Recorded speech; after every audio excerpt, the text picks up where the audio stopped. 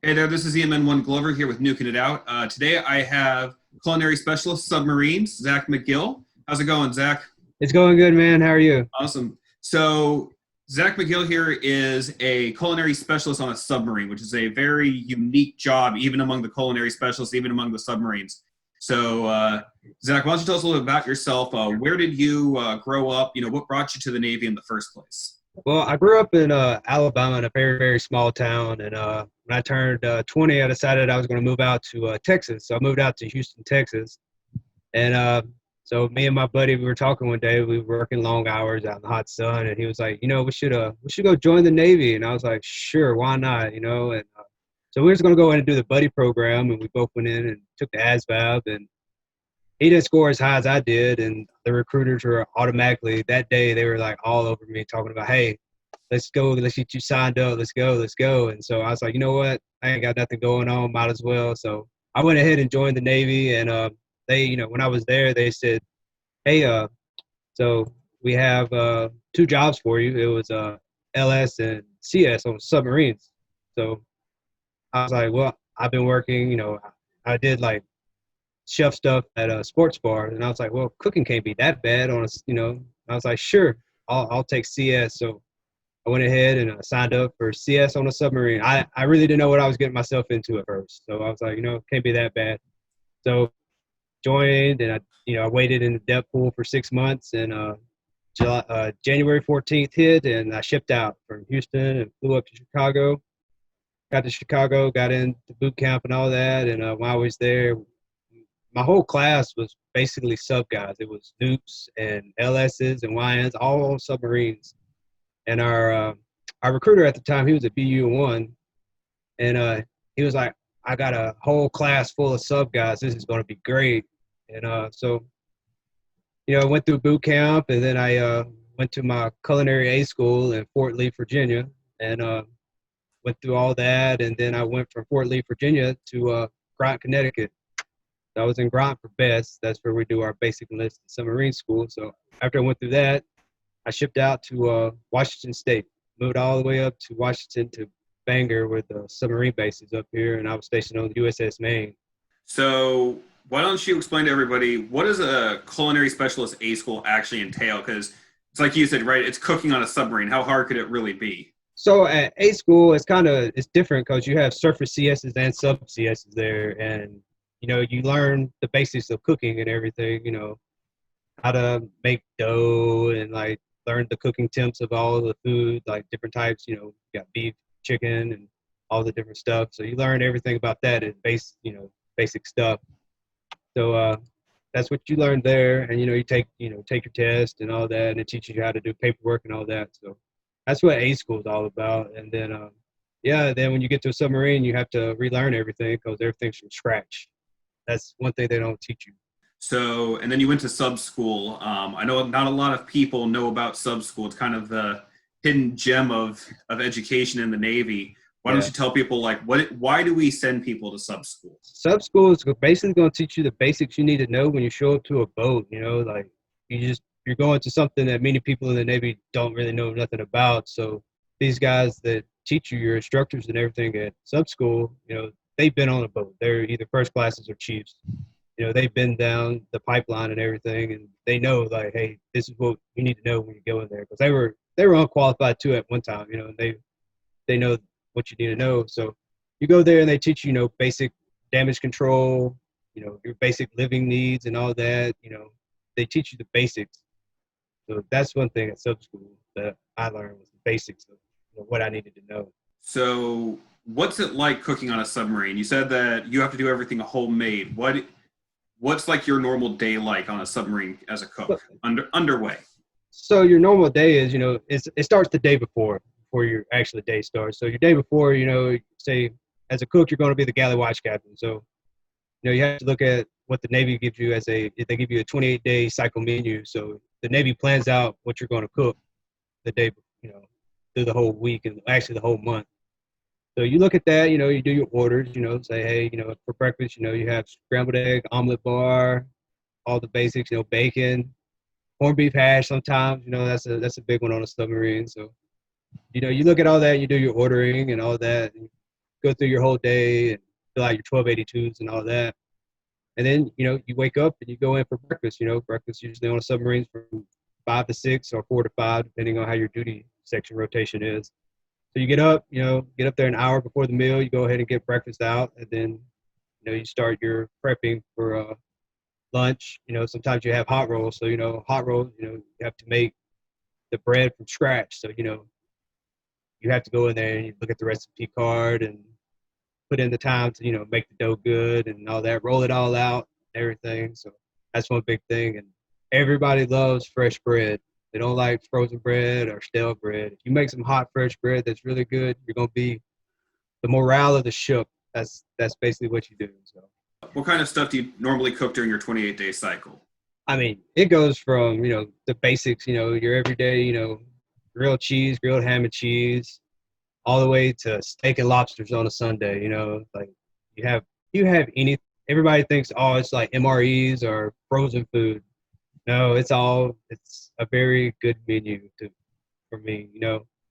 And you got fresh salads, fresh fruits, and stuff like that, and yeah, basically everything. And a big one that we like on the submarines are hamsters. I don't know, that's a chicken cordon bleu, so it's one of everybody's favorites. So. Oh yeah, I miss me some hamsters.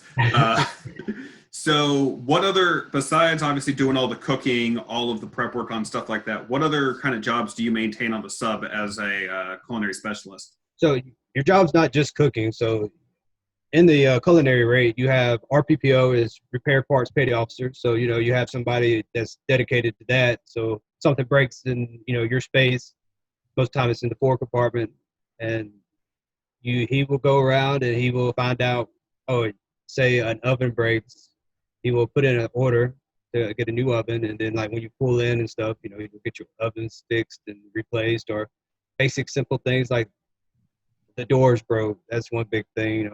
Doors on submarines don't really last that long because everybody yanks on them and everything. So hey, the door needs fixing, so he'll put in an order to get new parts for the doors, or cabinets are broken or tiles messed up. Put in an order for all that to get fixed. You also have JOD, which is Jack of the Dust, and he's the guy that does all the breakouts and food stuff. So he's in charge of like storage and all that.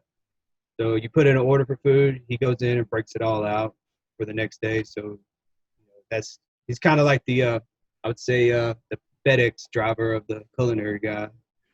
So you have that, and then there's a bunch of job titles inside the culinary. You also have records keeper, the guy that keeps up track of money and how much money we're spending, how much this meal is going to cost. And then when you start climbing up in the ranks, you have your first class or your chief, or even your senior chief. He'll be the leading culinary specialist, and he's the overall supervisor of the culinary division. So he's making sure paperwork's done, food's broken out, the meal's good, and everything's being followed to a T. And then you have your chief, which he's the leading chief petty officer, and he's making sure the supervisor and everybody's in good morale and everything's going 100% like it needs to be. So you mentioned you guys keep track of the money. So about how much money do you guys spend a month underway to feed the crew? Well, on a submarine, it's nowhere near as much as you spend on a carrier, but on a basic, it depends on the meal. I've seen some meals go from, a whole meal for a whole day, could be $900 all the way up to $3,000, depending on what that meal is and everything. But a meal for a whole day is probably, you get charged about $11 a day for breakfast, lunch, and dinner. Gotcha. So realistically, you guys are spending probably around, doing my math right, somewhere between $35,000-$50,000 a month just on the food. Yes. Not even counting the stuff like having to replace all of your utensils, having to replace all of your equipment and stuff as it wears down. Yeah. That is a big amount of money to be in charge of, man. Yeah, it is. And it depends on what kind of platform you're on. You're on the Hartford, that was a Los Angeles class. And then, you have, your Virginia classes, and then me on a SSB, and I was on an Ohio class. So our crew's a little bit more bigger than the fast attack guys. So we spend a little bit more money than the other guys do. And it all depends on like where we don't really pull into many places to replenish. So we usually have to take all the food that we're taking underway with us right off the bat. So we spend a lot of money at the beginning of before we go out, so we have our food with us. Gotcha. So you were on your boat for 6 years. Where are you at now? So I just transferred to shore duty, and I walked across the street. Really, I went to Trident Inn Galley, which is part of Naval Base Kitsap. So really see all the guys that are off duty and they live in the barracks. They usually come in and they see me still. So it's good to see people that you work with. You know, you see familiar faces everywhere you go in the sub community. So I really enjoy that. So what's your plan from here on out? What are you going to do with what you've learned in the Navy and your plans? So my plans with the Navy, since I'm on shore duty, I'm really focused on the U.S. maps that the Navy offers you. So you can, use your skills that you learn at work and apply those hours to a topic in U.S. maps. And you finish those hours and everything, they send you a certificate that, hey, you're qualified, or you completed the course to have this title with your background. So that's something I'm focusing on now. And I plan on going and finishing out my associates while I'm on shore duty. And that's about it, what I'm trying to focus on. Long term, I want to do 20 in the Navy.